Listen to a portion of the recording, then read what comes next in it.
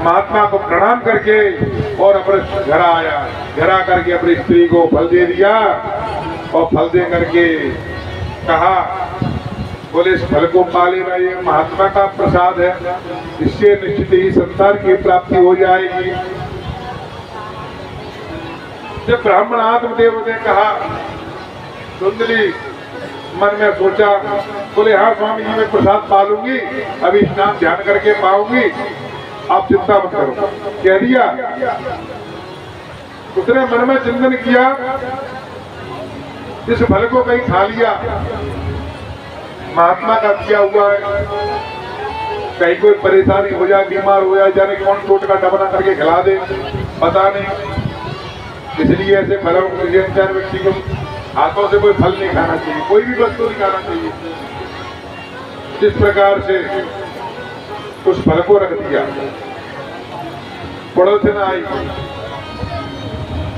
पड़ोसन से कहने लगी, देखो बहना ये स्वामी जी फल ले आए हैं, कहाँ से पता नहीं, महात्मा का नाम लेते हैं, किसी महात्मा से लेकर के आए और खाने के लिए कह रहे हैं, कहीं मैंने खा लिया और कहीं मेरा गर्भ रह गया और कहीं गांव में आग लग गई तो मैं कैसे भग पाऊंगी, सब लोग तो भग जाएंगे, मैं गर्भिणी कैसे अपने प्राणों की रक्षा करूंगी। और संतान के लालन पालन में, उसके जन्म में माता का दूसरा जन्म होता है। संतान के जन्म के समय माँ का दूसरा जन्म होता है, इतना कष्ट सहन करना पड़ता है भैया को, तो भैया मेरे से कष्ट सहन नहीं होता है। इस प्रकार से नाना कुतर्कों के द्वारा सहेली से बात करने लगी, तो उसकी पड़ोसन कहने लगी, अरे बहना ये महात्मा का फल है, प्रसाद पालो, संतान आपको चाहिए तो प्रसाद पालो। ऐसे थोड़ी आग लगती है गांव में, कोई ना कोई रक्षा करेगा, कोई ना कोई सहयोग करेगा तुम्हारा। अरे भैया कष्ट होता है तो कष्ट तो मां को उठाना ही पड़ता है, तभी सुख की प्राप्ति होती है, संतान की प्राप्ति होती है। जब तक कष्ट नहीं होगा तो सुख कैसे मिलेगा।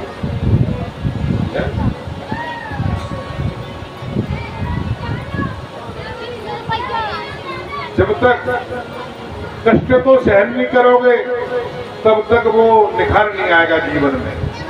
कष्टों को सह करके ही जीवन उज्जवल बनता है।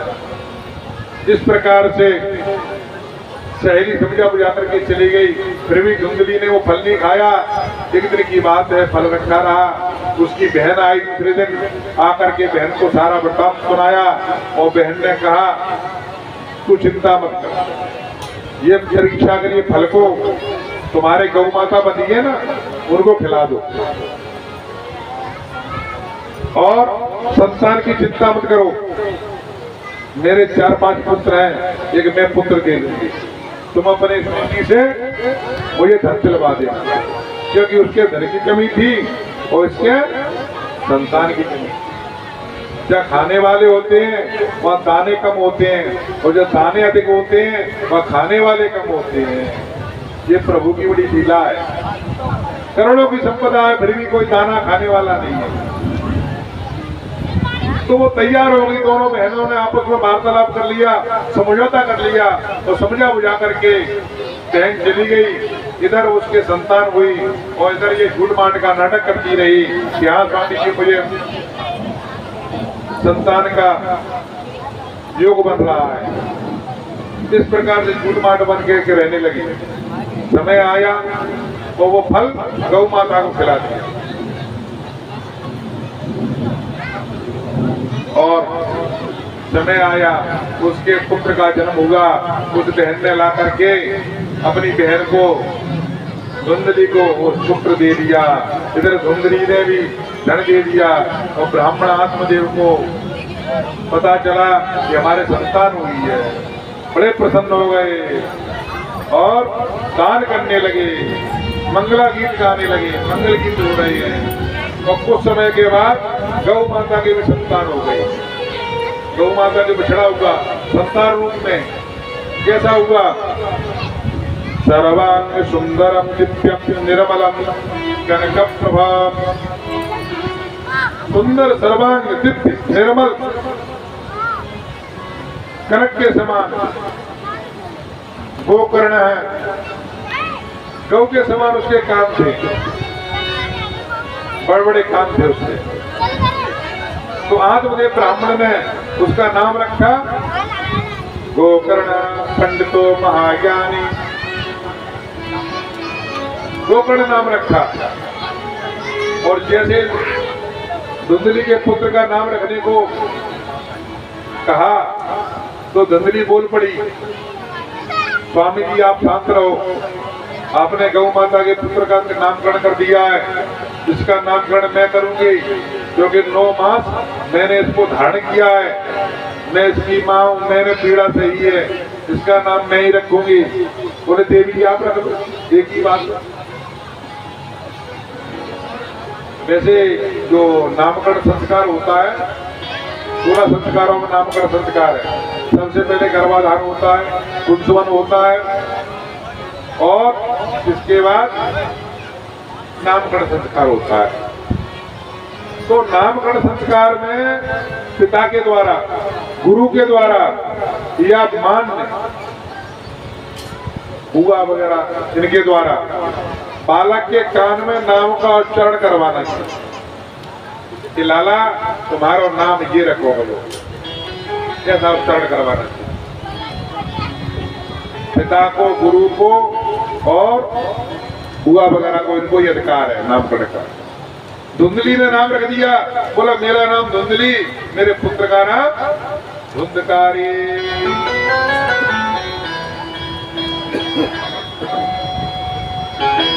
गोकर्ण पंडितो ज्ञानी धुंधकारी महाखल। महाखल धीरे धीरे बड़े हुए। गोकर्ण तो ज्ञान की बात करते थे, धुंधकारी लठ की बात करता था, बालकों को ले जाता था, कुएं पटक देता था, असत्य बोलता था, झूठ बोलता था। और धीरे धीरे बड़े होकर के धुंधकारी मदरापान करने लगा। पिताजी ने समझाया बेटा ऐसा नहीं करते हैं, और ब्राह्मण है, भगवान का भजन करते हैं, पूजन करते हैं, ये तो कुमंत है, इस ओर मन जाओ।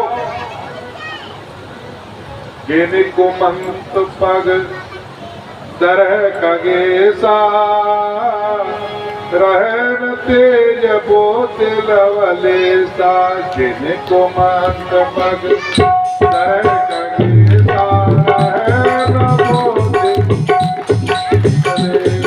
गेने कुमंत पग दरह कगेसा, रहन बोत तेज लवलेसा।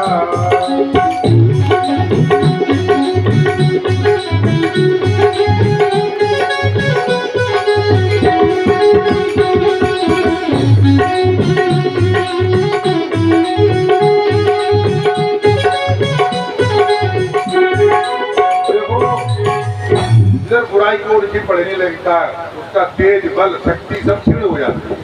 उसे ये बोध नहीं रहता मैं क्या कार्य कर रहा हूँ, क्या करने जा रहा हूँ। तो इस प्रकार से पिता के समझाने पर भी धुंधकारी नहीं समझा और पिता से बोलता है पिताजी आप तो छठिया गए हो, बुढ़ापे में आप अपना ज्ञान अपने पास रखो। डांटा और बड़ी बुरी तरह फटकारा। आत्मदेव दुखी हो गए, वो चोरी भी करने लगा, सारे बर्तन चुरा ले गया, जो रखा था घर का सब धन चुरा ले गया। आत्मदेव दुखी होकर के गोकर्ण के पास गए, बोले बेटा इस धुंधकारी से परेशान हो गए। बोले पिताजी संसार में क्यों चिंता करते हो, आसक्ति को छोड़ो, जब तक आसक्ति रहेगी तब तक जीव दुखी रहेगा।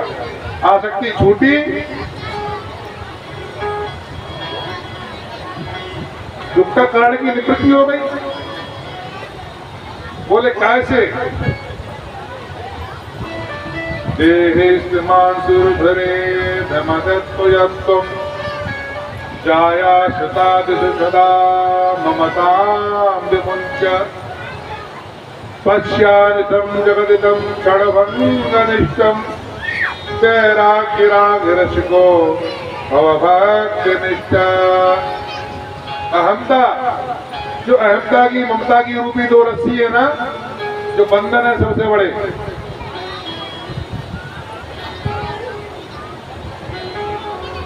या तो इनको छोड़ दो या सबकी ममता ताक बटोरी। ये ममता, दोनों ममता की रस्सी बना करके भगवान के चरणों से बांध दो। बोले प्रभु तुम जानो, हमें कछु नहीं पता। ये क्या जो करेंगे आपकी कृपा से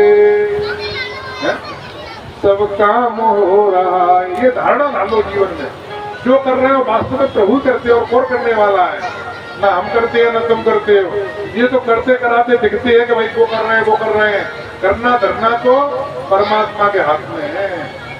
अगर करना धरना अपने हाथ में होता तो हर व्यक्ति कह करके करता कि ये कार्य नहीं कर रहे हैं, वो ऐसा कर रहे हैं। अगर वो करता तो ये तो एक माध्यम है। करना धरना तो परम पिता के हाथ में। तो ये अहमता ममता रूपी जो बंधन है, अहमता होती है शरीर में ममता, और शरीर के जो बंधन है, जो नाते हैं वो ममता है। तो अहमता अपने शरीर का भान छोड़ो। शरीर का बल रहेगा। गजेंद्र को जब तक बल रहा तब तक प्रभु नहीं आए। तो गजेंद्र ने अपने बल को छोड़ दिया, परमात्मा तत्क्षण प्रकट हो गए। बोलो भाग्य बिहारी लाल की जय। और अपनों का बल, मेरे भाई, मेरे पुत्र, मेरे कुटुंब कबीले वाले बलवान हैं, मेरे को बल है इनका।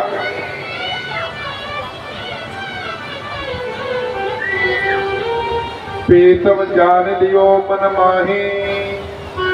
देखो सुख में आन मिले ही सब बैठो। सुख में सभी लोग आकर के बैठ जाते हैं। और भाई साहब क्या समाचार है, भैया जी क्या समाचार है, क्या करें क्या नहीं करें। तो जब विपत्ति पड़ती है, दुख पड़ता है ना, तो सब भूल जाते हैं, कोई ये नहीं आता है पास। तो इसलिए ये तो झूठा बल है कि वह हमारे परिवार का बल है, हमको हमारे भाइयों का बंधुओं का बल है। अगर विपत्ति पड़ी थोड़ी सी सब शुरू हो जाता है। तो अहमता ममता ये दो बंधन है, इनको छोड़ो। पश्यानिशम जगदिदम क्षणभंगनिष्ठम। और क्षणभंगरता पे ध्यान दो। ये जीवन क्षण के पता नहीं पड़ता है, कब चले जाएंगे, कैसे चले जाएंगे। रेलगाड़ी में यात्री बैठता है, गोरबी से लेकर के ग्वालियर तक टिकट ले लिया आपने, उसकी सीट हो गई, इसमें मैं बैठ करके जाऊंगा। और जैसे ही जीवन यात्रा वहां ग्वालियर तक पूरी हुई, उसको उतरना ही पड़ता है। नहीं तो काला कोट वाला चीटी तो उतार देता। कौन? यमराज। कि भैया छोड़ो, खाली करो जगह, यहाँ से दूसरा व्यक्ति आना है, यहाँ से दूसरे का रिजर्वेशन है। तो संसार में ट्रेन रूपी इस जीवन यात्रा में मानव विराजमान है। ये मानव को ध्यान रखना चाहिए हर जीव को कि भैया जितना हमको दिया गया है जीवन काल, उसमें अच्छे कर्म करो और करते हुए सदैव ये ध्यान रखो, ये तो धर्मशाला है, धर्मशाला का मैनेजर परमात्मा है। पंच भौतिक जल अग्नि वायु पंच रजत 5 तत्वों के द्वारा ये शरीर निर्माण किया गया है, इसको धारण किया गया है। वो 5 तत्वों में ये लीन हो जाएगा। आने वाली पीढ़ी आगे आएगी। तो इस प्रकार से क्षण बंधनता पे ध्यान दो कि भैया यहाँ तो क्षण रुकना है, ये घर नहीं है, ये तो धर्मशाला है। और धर्मशाला में भी बात कर रही है, नहीं ये कमरा हमारा है, ये कमरा तुम्हारा है। अरे जो मिल जाए रात काटो और प्रातः चलो। काय के लिए यहाँ माता पच्ची करो, कि जी हमारा वो तुम्हारा, जी हमारा, अरे वही प्रेम से बंटवारा करो, जो कुछ है जो मिल जाए। और हर चीज को ध्यान देना चाहिए। देखो हमारी सज्जनता है कि हम साहब से नहीं बोल रहे हैं तो इसका मतलब ये नहीं है कि कमजोर है। वो व्यक्ति सामने वाला कमजोरी समझ लेता है, तो इसलिए समाज में विवाद होता है, लड़ाई होती है। ये मन समझो, दूसरे से प्रेम करना सीखो।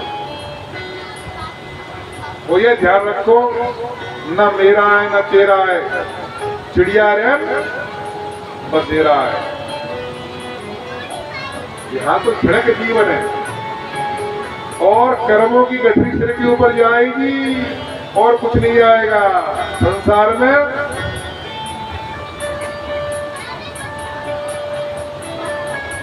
वैराग्य रस को भूभावक ने भक्त निष्ठा, वैराग्य राग रस को।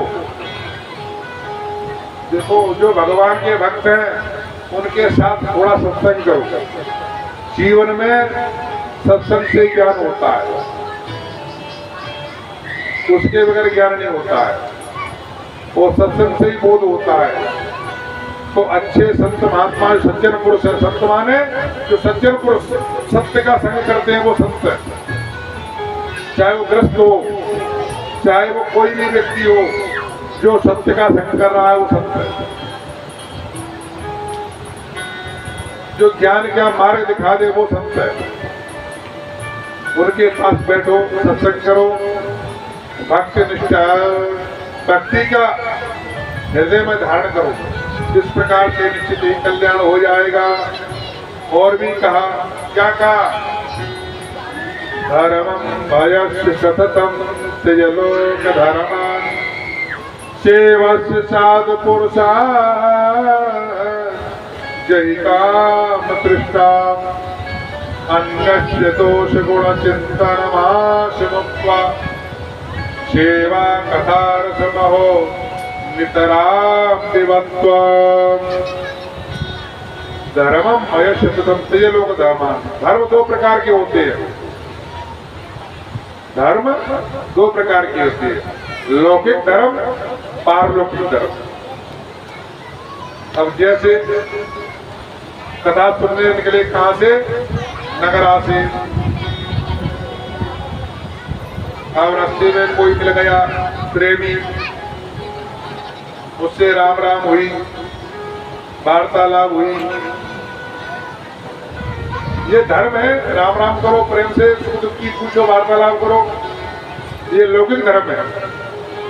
लेकिन पता चला इतने वार्तालाप में उलझ गए, संसार की इतनी वार्तालाप में उलझ गई कि पारलौकिक धर्म ही चला गया। कौन सा लक्ष्य क्या था, नगरा से कथा सुनने के लिए आए थे भागवत जी की, तो कथा श्रवण करना हमारा लक्ष्य है, वहां से चल करके आने का।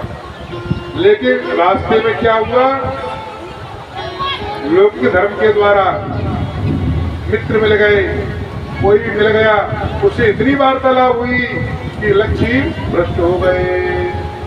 तो पारलौकिक धर्म को मत छोड़ो। जिस लक्ष्य को साधना है उस कार्य को करो। इस कार्य के निमित्त हमारा जो कार्य चल रहा है, चाहे वो कोई भी कार्य हो, तो लौकिक और पारलौकिक धर्म दोनों को समझो। ये लौकिक धर्म को भी करना है, समाज का दायित्व भी निभाना है, घर गृहस्थी का दायित्व निभाना है, सबसे प्रेम से नमस्कार भी करनी है और परमात्मा का भजन करते हुए पारलौकिक धर्म को भी निभाना है। ये भी धर्म दो प्रकार के, दोनों को स्वीकार करना है। अन्यस्य दोष गुण चिंतनमाशमुक्त्वा। सबसे बड़ी बात सुनो बड़े ध्यान से, प्रेम से बोलो, जय श्री राधे। इस प्रकार से अन्यस्य दोष गुण चिंतनमाशमुक्त्वा। गुण दोष मन देखो किसी में कि ये गुणी है, ये अगुणी है, ये देखने का दोष लगता है। संसार के गुण अवगुण देखोगे उसी में उलझ के रह जाओगे और वो दोष देखने वाले के अंदर आ जाएगा। जिसका चिंतन करोगे, अब दिन भर ये देखते रहोगे, ये गुणी है, ये अवगुणी है, ये अच्छा है, ये ज्ञानी है, ये बुरा है, तो वो क्या होगा, उसका प्रभाव अपने अंदर आएगा, अपना अहंकार बढ़ जाएगा, क्रोध बढ़ जाएगा, हर व्यक्ति में अवगुण देखने लगेंगे, गुण देखने लगेंगे, इसी में पूरा जीवन चला जाएगा। गुण दोष उपसर्ग का उद्धव जी से भगवान ने कहा, उद्धव जी ने कहा प्रभु सबसे बड़ा दोष क्या है? बोले सबसे बड़ा दोष है गुण और अवगुण देखना। भगवान ने कहा, 11वें स्कंद में कहा है, इसलिए दोष अवगुण नहीं देखना चाहिए किसी के लिए। अरे जो जिसका है जीव है तो कड़वा रहेगा, घी से और गुड़ से दूध मिलाकर इनको खाओ, तो कड़वा तो कड़वा ही रहेगा, करेला तो कड़वा ही रहेगा। जिसका जो गुण धर्म है वो अपने गुण धर्म का ही जीव रहता है। अब एक महात्मा थे, नदी में स्नान करने गए, स्नान कर रहे थे बड़े प्रेम से, एक भिक्षु बह करके आया, महात्मा को दया आ गई, परोपकार की मूर्ति है, दया की मूर्ति है। उस भिक्षु को उठा करके बोला, सोचा उसको उठा करके नदी के किनारे पर रख देता हूं, या मर जाएगा जीव। कैसे ही उठाया, उसने टंक मार दिया, महात्मा ने छोड़ दिया। अरे भैया ये तो थोड़ी देर बाद देखा वो बहरा, दया आ गई, फिर पकड़ा, फिर उसने टंक मार दिया। तो एक आदमी देख रहा था पार में बैठा बैठा, उसने कहा महात्मा जी उसका स्वभाव है टंक मारना। तो मुझे भी, महात्मा ने कहा मुझे भी पता है भाई, मेरा हमको भी मालूम है कि ये टंक मारेगा, ये तमोगुणी है, लेकिन हमारा भी धर्म है, हमारा भी गुण धर्म है कि परोपकार के लिए जीवन है।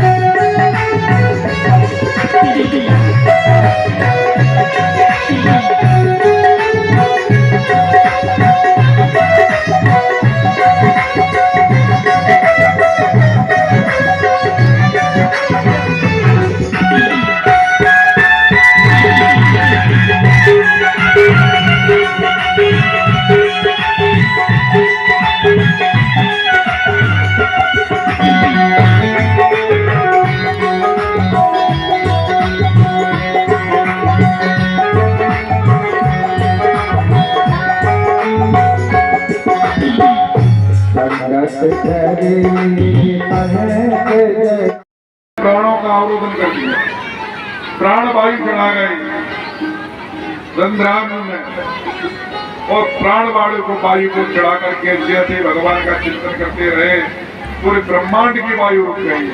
सभी देवता, सभी मानव हाहाकार मच के घबराने लगे। देवताओं ने जाकर के श्री हरि भगवान विष्णु के चरण पकड़े, प्रभु हमारी प्राण वायु रुक गई है, जैसा संकट आ गया है, सांस नहीं ली जा रही है।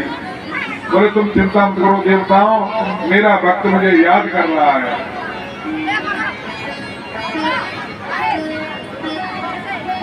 और भगवान ने क्षण ध्रुव को दर्शन दे करके कहा, वत्स अपने नेत्र खोलो। ध्रुव तो भगवान की झांकी का दर्शन कर रहे थे हृदय में झांकी का दर्शन करते हुए प्राण वायु को रोक लिया था। भगवान ने हृदय से झांकी खींची, ध्रुव की समाधि टूट गई, नेत्र खुल गए। नेत्र खोल करके देखा सामने भगवान खड़े हैं और भगवान को प्रणाम करने लगे, चरणों में प्रणाम किया, हाथ जोड़ने लगे। वो याद कर रहे हैं मैया ने बताया था भगवान मिल जाएंगे, लेकिन मैंने मैया से ये नहीं पूछा कि भगवान मिल जाएंगे तो उनकी हाथ जोड़ के प्रार्थना करते। मुस्कुरा रहे हैं, प्रसन्नचित्त हो रहे हैं, अश्रुपात भी हो रहा है, रोमावली प्रफुल्लित हो रही है। भगवान समझ गए ये नन्हा बालक है, मेरा परम भक्त है, लेकिन ये बोल नहीं पा रहा है, कुछ मेरी प्रार्थना नहीं कर पा रहा है, मेरी स्थिति नहीं कर पा रहा है। भगवान ने स्पर्श बालम कृपया कपूले परस स्पर्श, भगवान ने स्पर्श कराया काय का? अपने शंख का। शंख का जैसे कपोलों से स्पर्श कराया, सरस्वती मैया की कृपा हो गई। योन्ता प्रवश्य मम वाचमिमां प्रशुप्तां संजीवयत्खिल शक्तिधरा सुधाम्ना अन्यास्य हस्तचरण द्रोणात्मगादे प्राणान् नमो भगवते पुरुषाय तुभ्यं। हाथ जोड़ के प्रार्थना की। योन्ता प्रभुस्यवां वाचमिमां प्रभुषुप्तां। हे प्रभु, आप मूकं करोति वाचालं मंगं लघ्वेकैकरं यत्कृपातमहं वन्दे परमानन्दमाधवम्। हे माधव, आपकी कृपा से लंगड़ा पहाड़ों को चढ़ जाता है और गूंगा वाचाल हो जाता है। आपकी शक्ति बड़ी कृपा शक्ति है। आप बड़े दयालु दीन बंधु दीनानाथ हैं। इस प्रकार से 12 श्लोकों से प्रार्थना की। हाथ जोड़ करके जिनकी सोई हुई बुद्धि को भी आप जगा देते हो। संजीवयत्खिल शक्तिधरा सुधाम्ना। प्रभु, आपकी बड़ी कृपा है, तो भगवान की कृपा होकर के क्या वाचाल बन जाते हैं क्या? मूकम करोति वाचालम। वाचाल माने वाचस्य अलंकृतम, वाणी को अलंकृत कर देते हैं भगवान। सुंदर वाणी बोलने लगते हैं, मधुर वाणी बोलने लगते हैं। बच्चों का वध किया ध्रुव ने, ब्रह्मा जी ने आकर के समझाया, कहा पुत्र, अच्छे व्यक्तियों को ये कार्य नहीं है, संत पुरुषों का महापुरुषों का ये कार्य शुरुआत नहीं करता है किसी की हत्या करना। इसलिए ये तुम युद्ध को यही बंद करो, विराम करो। नारद जी के कहने पर यज्ञ को विराम किया। भगवान श्री हरि नारायण को प्रणाम करते हुए ब्रह्मदेव को प्रणाम किया, आशीर्वाद दिया। आगे चल करके कुमेर को, ध्रुव को कुमेर से वर प्राप्ति हुई। कुमेर देव ने वरदान दिया, जब यक्षों को मारना बंद कर दिया। बोलो बाकी लाल की।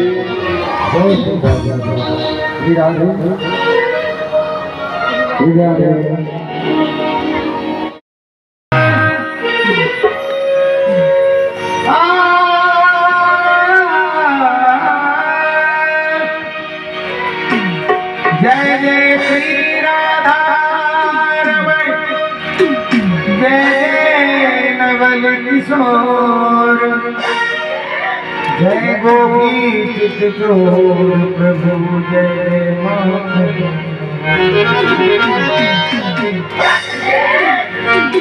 एक राधा एक मीरा,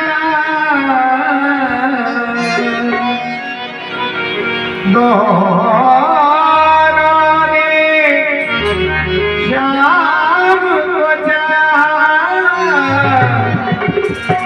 अंतर क्या दोनों की चाह में बोलो, अंतर क्या दोनों की चाह में बोलो। इस प्रेम दीवानी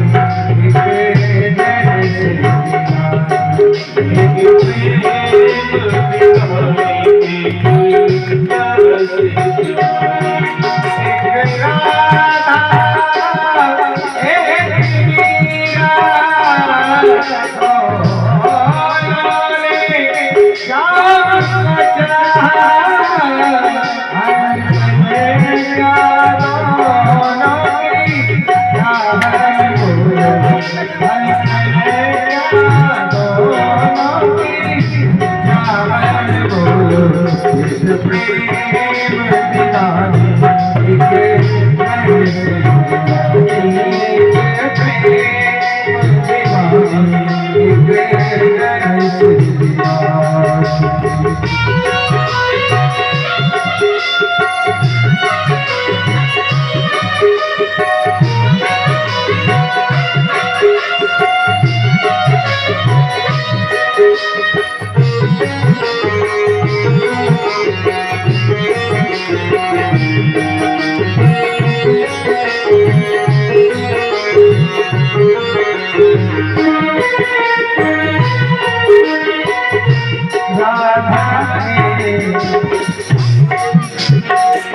मीरा के प्रभु गिरधर नागर राधा के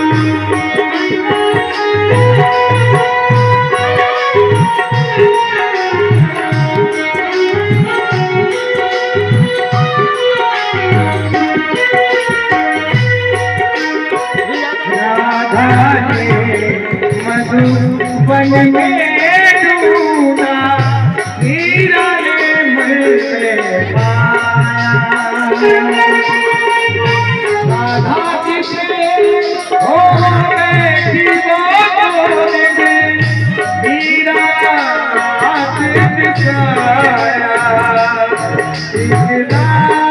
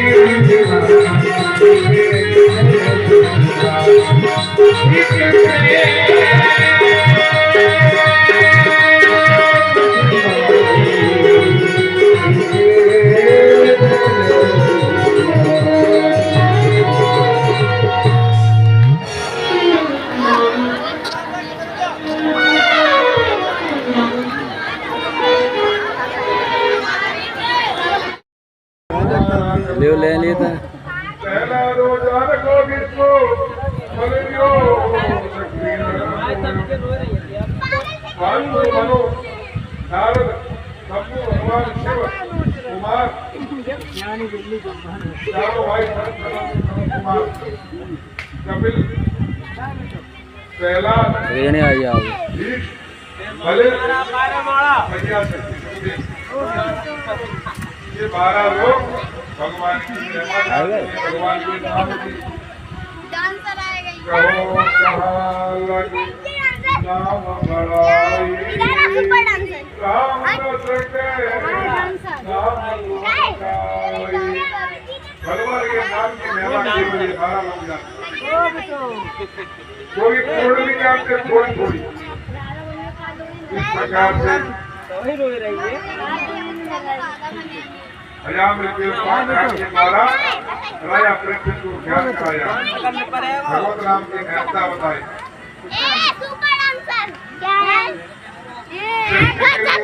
तूने सबके द्वारा भगवान की आराधना आगे चल करके नारद जी के गुण उपदेशों द्वारा 10 पुत्रों को मेरा के दक्ष का नारद प्राप्त हुआ। दक्ष की 60 कन्याओं का वंश और अग्नि पुत्र दुष्टा से विश्वरूप का जन्म। ये विश्वरूप को एक बार क्रोधित बनाया देवताओं ने। देवता को क्रोध कौन है? देवगुरु बृहस्पति। एक बार इंद्रदेव नृत्य देख रहे थे इंद्रलोक में, तो उस समय देवगुरु बृहस्पति पधारे। उनका सेवा सत्कार करने के लिए खड़ा होना पड़ेगा, रंग में भंग हो जाएगी, इसलिए अंधे का कर दिया। कौन ने? इंद्र ने। बृहस्पति समझ गए और अभिमान के बच्चे को बजाए। बृहस्पति वहीं से अंतर ज्ञान हो गया। इंद्र को ज्ञान हुआ मैंने गुरु जी का अपमान कर दिया है, अब मेरा कोई ठिकाना नहीं है। देवताओं को पता चला जब मन से किया जाए तो मन रूपी जो मन के ऊपर मल चढ़ा हुआ है, पाप चढ़ा हुआ है, जो मन मलिन हो गया है, वो मन दूषित मन शुद्ध हो जाता है। बोलो वाके राजलाल की, बोलो गुरु महाराज की।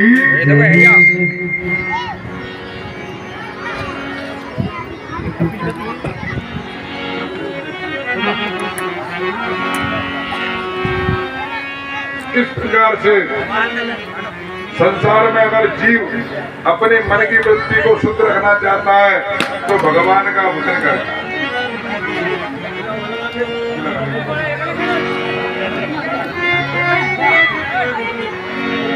कन्हैया कन्हैया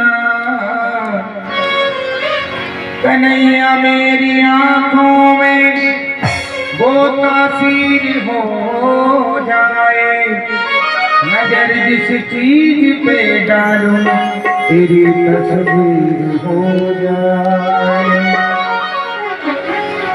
गोकुल की हर गली में, मथुरा की हर गली में, गोकुल की हर गली में, मथुरा की हर गली में कान्हा को ढूंढता हूँ दुनिया की हर गली में। कान्हा को ढूंढता हूँ दुनिया की हर गली में, गोकुल की हर गली में, मथुरा की हर गली में, हो गोकुल की हर गली में, मथुरा की हर गली में कान्हा को ढूंढता हूँ दुनिया की हर गली में। कान्हा को ढूंढता हूँ दुनिया की हर गली में।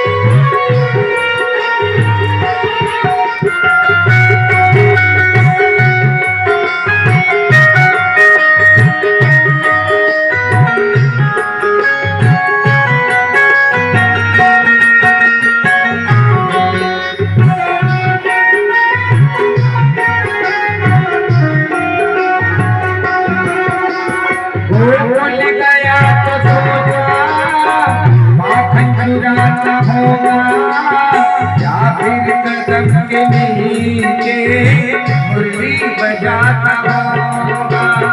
वो भूल गया तो सोचा माखन चुराता होगा या फिर कदम के नीचे बंसी बजाता होगा।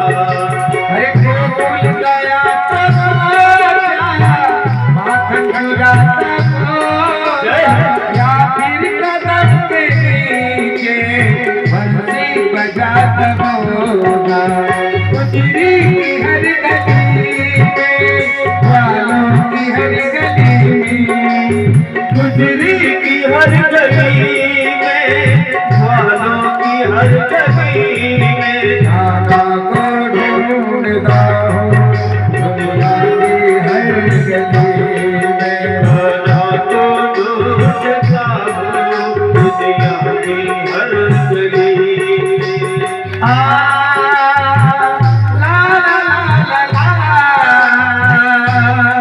ला ला ला ला हे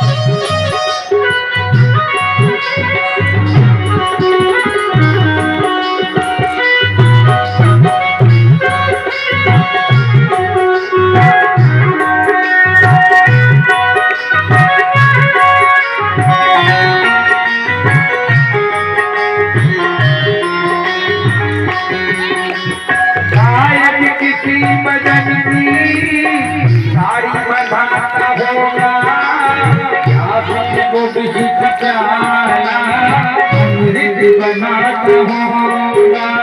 शायद किसी बहन की साड़ी बढ़ाता होगा, या फिर मुझसे प्यारा अमृत बनाता होगा। शायद किसी बहन की साड़ी बढ़ाता होगा, या फिर मुझसे प्यारा अमृत बनाता होगा।